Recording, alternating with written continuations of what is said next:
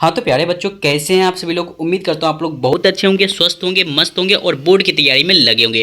प्यारे बच्चों, आप सभी के लिए बहुत बड़ी खुशखबरी है कि जितने भी बच्चे क्लास 10वीं का राजस्थान बोर्ड का विज्ञान की पेपर 21 मार्च को देने जा रहे हैं, तो बच्चों आपसे एक अनुरोध है कि बच्चों 10 मिनट समय निकाल करके इस वीडियो को एक बार बस शुरू से लेकर के अंत तक देख लेना है। बच्चों आपको इतना गारंटी मैं बता रहा हूँ कि बच्चों आपको 21 मार्च के पेपर में 101% यही सब प्रश्न यानी कि पूछे जाने वाले हैं, जो कि मैं वीडियो में बताने वाला हूं।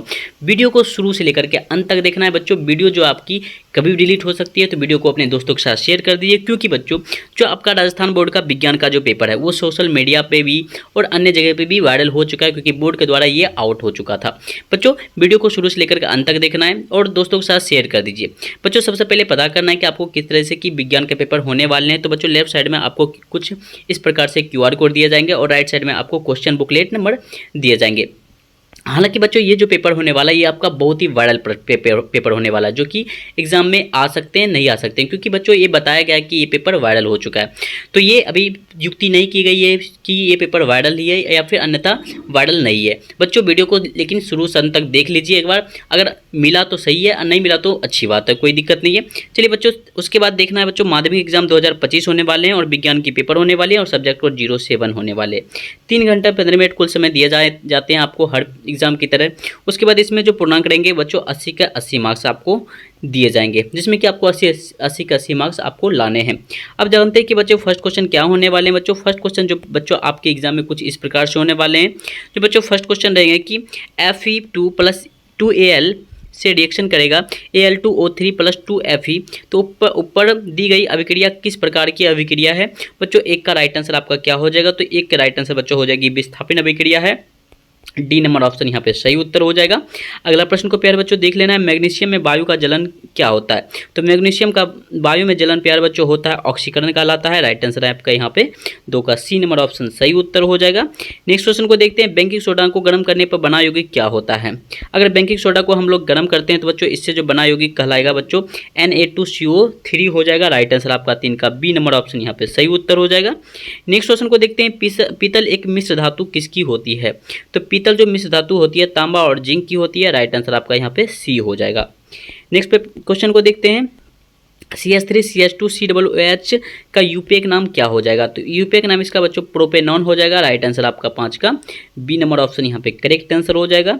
नेक्स्ट क्वेश्चन को पढ़ के जाना है बच्चों, मनुष्य में आमाशय एक तंत्र का भाग है जो संबंधित किससे है। तो मनुष्य में आमाशय एक तंत्र का भाग होता है जो कि संबंध होता है बच्चों पोषण से होता है। राइट आंसर आपका सी हो जाएगा।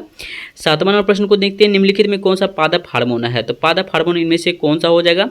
तो जिब्रेलिन क्या है, एक पादप हार्मोन है। राइट आंसर आपका 7 का ए हो जाएगा। नेक्स्ट क्वेश्चन को देखते हैं, नेक्स्ट क्वेश्चन क्या है हमारे, एकलिंगी क्या है, एकलिंगी पुष्प का उदाहरण इनमें से कौन सा हो जाएगा। तो एकलिंगी पुष्प का उदाहरण प्यारे बच्चों क्या हो जाएगा। तो इसका राइट आंसर आपका पपीता हो जाएगा। बी नंबर ऑप्शन यहाँ पे सही उत्तर हो जाएगा। हर एक प्रश्न को बच्चों पढ़ के जाना है और जिन भी बच्चों को इसका PDF चाहिए तो बच्चों जाइए डिस्क्रिप्शन में आपको एक टेलीग्राम का लिंक मिलेगा, टेलीग्राम ज्वाइन करके आप इसका PDF भी ले सकते हो। फिर चलते हैं, गुणसूत्र की अनुवांशिक सूचना में एक कोशिका एक पीढ़ी से दूसरी पीढ़ी में ले जाने का कार्य प्रतिपादित किया जाता है किसके द्वारा। प्यारे बच्चों 9 का राइट आंसर आपका हो जाएगा DNA के द्वारा किया जाता है। उसके बाद चलते हैं अगले प्रश्न की तरफ, उत्तल लेंस के लिए वह बिंदु जिस पे आपतित किरण बिना मुड़े सीधे निकल जाती है उस बिंदु को क्या कहते हैं। तो उस बिंदु को कहते हैं प्रकाश केंद्र कहते हैं। राइट आंसर आपका क्या हो जाएगा, ऑप्टिकल सेंटर हो जाएगा। अगला प्रश्न को देखते हैं, स्वास्थ्य नेत्र के लिए किस भाग पर वस्तु का प्रतिबिंब बनता है। तो स्वास्थ्य नेत्र में किस भाग पर वस्तु का प्रतिबिंब बनेगा। तो बच्चों वस्तु का प्रतिबिंब बनेगा ऑन द रेटिना पर बनेगा। राइट आंसर आपका दृष्टिपटल हो जाएगा। ए नंबर ऑप्शन सही उत्तर हो जाएगा। 12वें प्रश्न को देखते हैं, विद्युत शक्ति का SI मात्रक क्या होता है। तो जो राइट आंसर आपका यहाँ पे वाट हो जाएगा। बी नंबर ऑप्शन सही उत्तर हो जाएगा। अगला प्रश्न को देखते हैं, विद्युत परिपथ में धारा को मापन करने वाला उपकरण कौन सा होता है।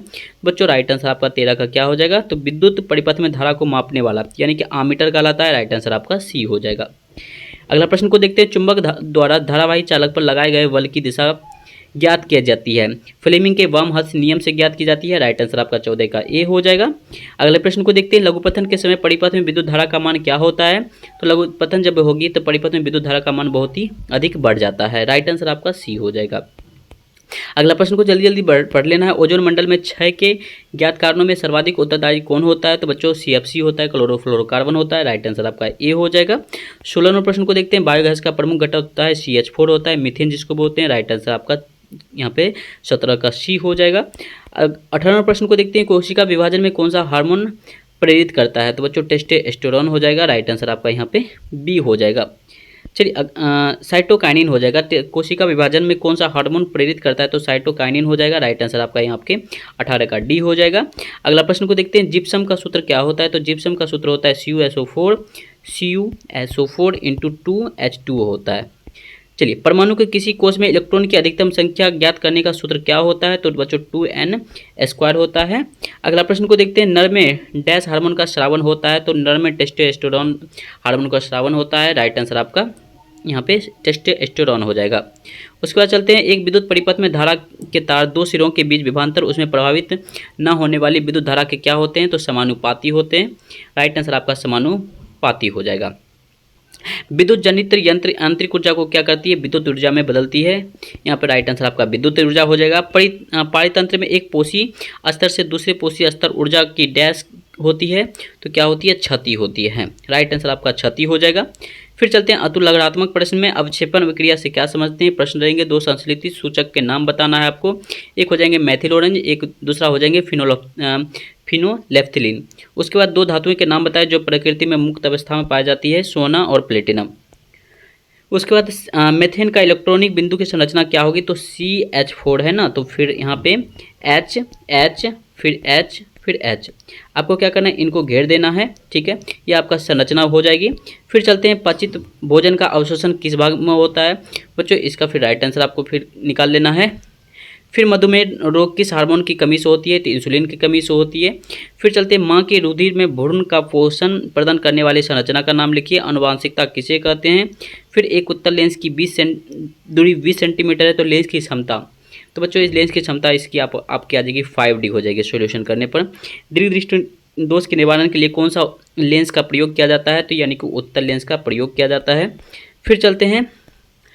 20 ओम प्रतिरोध की कोई विद्युत स्त्री 5 एम्पियर विद्युत धारा लेती है, तो 30 सेकंड में उत्पन्न ऊष्मा परिकलित कीजिए। उसके बाद फिर चलते हैं। किसी परिपथ में धारा प्रवाह है या नहीं है, किस दिशा में है, जानने के लिए हम किस विद्युत उपकरण का प्रयोग करते हैं। फिर चलते हैं। लघुणात्मक प्रश्न में किसी पदार्थ के x विलयन का उपयोग सफेदी करने के लिए क्या होता है? पदार्थ की x का नाम तथा इसका सूत्र लिखना है। उसके बाद ऊपर एक में दिए गए पदार्थ की x जल के साथ अभिक्रिया लिखना है। फिर चलते हैं। धोबन सुंटा का रासायनिक सूत्र और उसके बाद उपयोग लिखना है। लवण के विलयन की चालकता की जांच निम्नलिखित का चित्र बनाना है। भोजन की पाचन में लार की भूमिका क्या है? फिर चलते हैं। 8वां नंबर प्रश्न रहेंगे आपके। किन्हीं 3 पादप हार्मोन के नाम लिखिए जो प्रत्येक एक कार्य बताए उसके। काय का परिवर्तन किसे करते हैं? कायिक परिवर्तन का एक लाभ आपको लिखना है। मानव में लिंग निर्धारण का आरेख चित्र बनाना है और प्रकाश के अपवर्तन के 2 नियम लिखना है या परिवर्तन के 2 नियम। कांच के त्रिभुज में प्रिज्म से प्रकाश का अपवर्तन का एक चित्र आरेख करना है। उसके बाद परिनालिका क्या है? परिनालिका से विद्युत चुंबक कैसे प्राप्त होते हैं।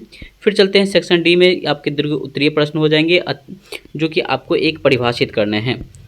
फिर चलते हैं अगले प्रश्न की तरफ। अगला प्रश्न आपके रहेंगे बच्चों।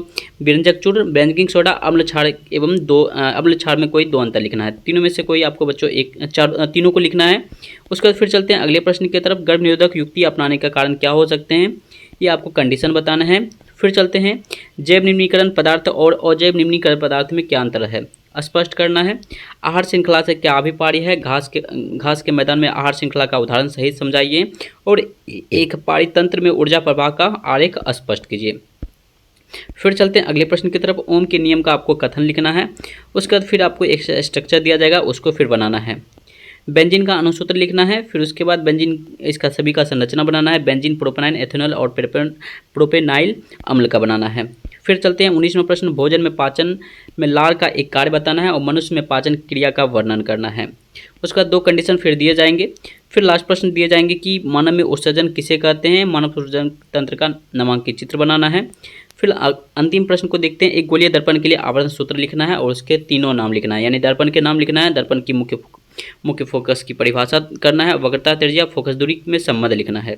इतना प्रश्न लेकर के आपका 1 से लेकर के टोटल आपका 20 प्रश्नों का उत्तर समाप्त हो जाता है बच्चों। उम्मीद करता हूँ ये वीडियो आपको बच्चों पसंद आई होगी। पसंद आई हो तो एक बार वीडियो को लाइक कर दीजिए दबा करके, वीडियो को अपने दोस्तों के साथ शेयर कर दीजिए। चैनल पर पहली बार आए तो चैनल को सब्सक्राइब करके बेल आइकन को जरूर ऑन कर दीजिए। इस वीडियो पर जो लाइक का टारगेट बच्चों रहेगा वो बच्चों रहेगा 1000 लाइक का। उम्मीद करता हूँ आप लोग जरूर कर दोगे। मिलते हैं बच्चों नेक्स्ट वीडियो को लेकर।